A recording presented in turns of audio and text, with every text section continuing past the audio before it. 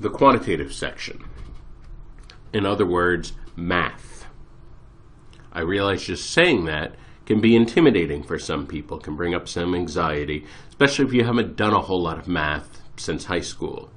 So first of all, I'll just say take a nice deep breath. If you're not intimidated by math, so much the better. But if you are intimidated by math, don't worry. Magoosh has a large complement of lessons concerning math, so that even if you haven't touched math since high school, we can get you in shape for the GMAT. So don't worry. Right now, we're just going to talk about how this section is organized. How is this section organized? Well, the quantitative section of the GMAT is the third section on the test. You will have 75 minutes for 37 questions, which is about 2 minutes per question. The quantitative section of the GMAT contains only 2 question types. The first is problem solving. Problem solving is just ordinary 5-answer multiple choice. You've seen this before, you've seen it on the SAT. Basically, you've seen this on every standardized test you've ever taken in your life. 5-answer multiple choice. So this should not be particularly new. The other type, though, is unique to the GMAT, data sufficiency.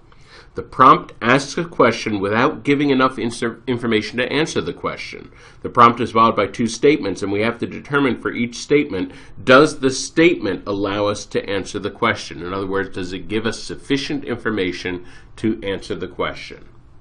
So there's a big difference here. On problem solving, the big question is really the standard math problem question. What is the answer? That's the focus on problem solving. That's not the focus on data sufficiency. On data sufficiency, the big question is, do we have enough information to determine the answer? And in fact, many times you can answer that question without actually calculating the answer. There are many times that doing the full calculation is actually a trap on the data sufficiency. So there's a whole mindset that you have to develop when you're doing data sufficiency. We actually have a whole video module talking about the data sufficiency question and all the unique features of this question, all the strategies and the mindset that you need to approach this question.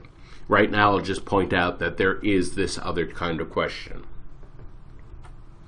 On a typical GMAT, there are 14 to 16 data sufficiency questions, 21 to 23 problem-solving questions approximately. They're jumbled up. Another salient point to realize is there's no calculator allowed on the GMAT quantitative section.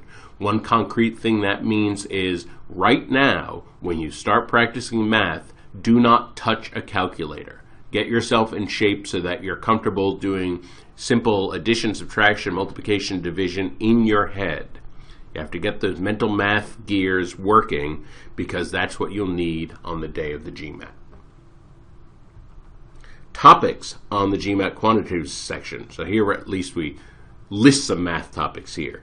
They can ask you about number properties, ratios, proportions, percent, statistics, counting, probability, algebra, geometry and coordinate geometry, assorted word problems, and data interpretation and graphs.